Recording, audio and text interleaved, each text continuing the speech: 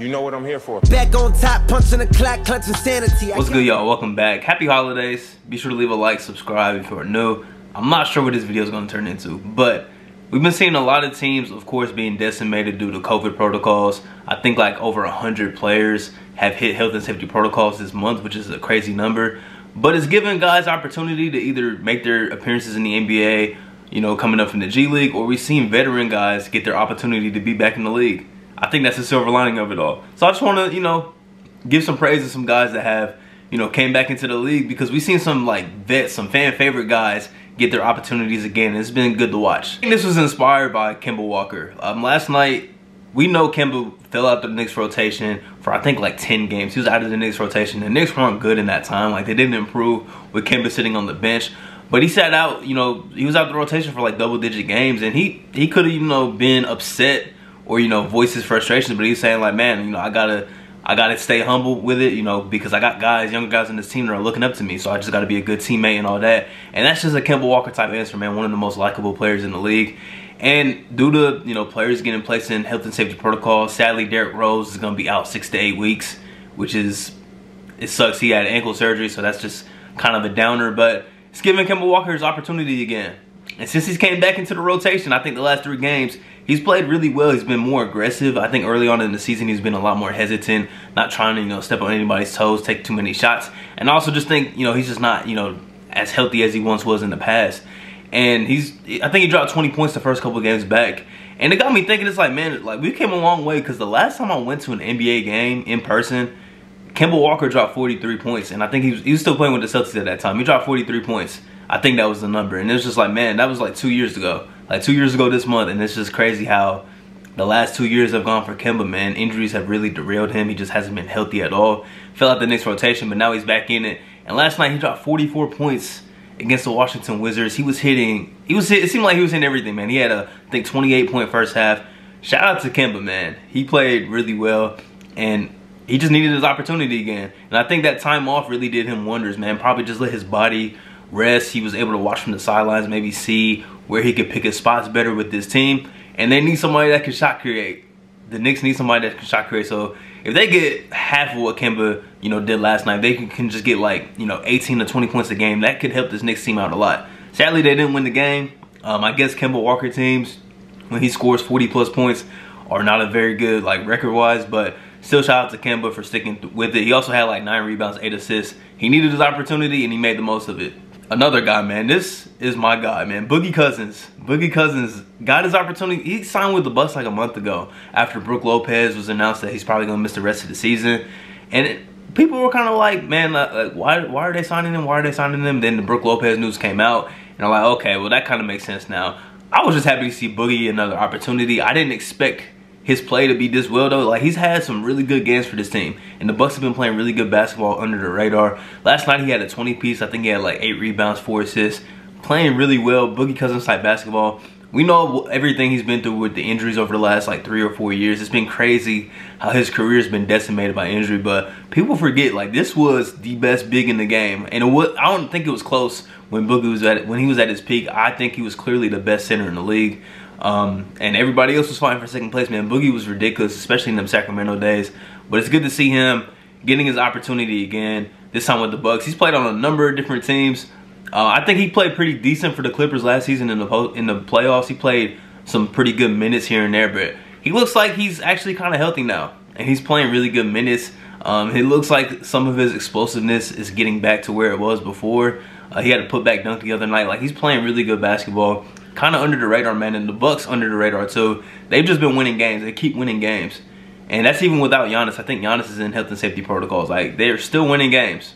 So shout out to the Bucks. Shout out to Boogie Cousins for getting this opportunity, man, and running with it, man. I'm happy to see him not only back on the team, but playing well. That's the key part, because I think he can stick around maybe now, you know, maybe with the Bucks in the future, or another team will give him a contract opportunity as soon as the offseason hits, because he was sitting on the couch for a minute, you know, to start the season, but now he's back and he's playing good ball. And then there's just vets that have been back, man. Joe Johnson back in the NBA at 40 years old. Joe Johnson is back in the NBA at 40 years old. He played only like 2 minutes for the Celtics the other night, but he hit his first shot, and that's all that matters, man. It's just good to see ISO Joe back in the league. Everybody loves ISO Joe. He's one of just the most clutch players that we've seen over the last 20 years. That man's really a bucket, and it's crazy that he's back with the Celtics, which a lot of people don't remember. That's where it all started for him, so it's good to see him back. We also seen Lance Stevenson back in the league. He didn't score the ball well the other night when I watched him. I don't really remember seeing him on the court much last night. It was a close game, but the first night that he made his return, he had like 5 assists though, and he led the team in assists, which is good, man. Lance is another fan favorite. It's good to see him get another opportunity. He was down in the G League having some good games. Now he's back in the league, and I think a team like the Hawks could use a Lance Stevenson in their rotation because they've lost some guys due to injury. And we've also seen Isaiah Thomas get his opportunity with a 10-day contract. Kind of, the last couple games have been a downer for IT. The game against the Suns, he shot the ball really bad. And last night he was getting picked on the defensive side of the floor after the first few games. He was pretty good offensively. I'm not sure if he's going to get that second 10-day with the Lakers, but hopefully maybe another team that could probably utilize him better will give him an opportunity, man. But once again, it's just good to see these guys get opportunities once again. Also see somebody like Justin Anderson getting another opportunity, this time with the Cavs. And the game was out of reach against the Celtics the other night, but he was defending like his life was on the line. Like he was defending like he's on a 10-day contract, which he is. Like he was playing like great defense in the couple minutes that he did play. Like, I mean, it's just good to see these guys get opportunities, man. And even young dudes getting opportunities, getting call-ups from the G League. I seen Miles Powell. I didn't know that he was on the 76ers roster, but he played against the Celtics the other night. It was good to see him get another chance. That's one of my guys. I just love seeing these guys get chances to blossom. And we've even seen guys that maybe don't get a lot of minutes had their opportunities. I've seen Frank Ntilikina get a lot of minutes and make some good plays for the Mavs in crunch time. Kevin Knox, before he got placed in protocols, he was having some good games, you know, for the Knicks. Guys are getting their chances and they're making the most of it. I seen a commentator try to make a joke. I understand it's jokes and stuff, but he was basically saying like, man, like these are just a bunch of random dudes, you know, on the court. And it's true, like it is a bunch of guys that a lot of people probably don't know. The average NBA fan probably don't know. But you got to respect, like these guys work their tails off just to get to the NBA or just to have the opportunity to make it to the NBA. People don't understand, like making it to the NBA is like probably the hardest sport to go pro in. It's probably the most difficult sport to go pro in, man. And even making it to the G League is probably not easy. Even making it to, you know, high overseas basketball, that's not easy. So for these guys to have their opportunity, that when guys go down, that they're the next guys up, you know, to make NBA rosters and to get playing time on NBA teams, that's special, man. So I understand the jokes. People understand jokes, like, but behind every joke, like there's some truth to it. But still, give these guys props, man, because they're the next guys up.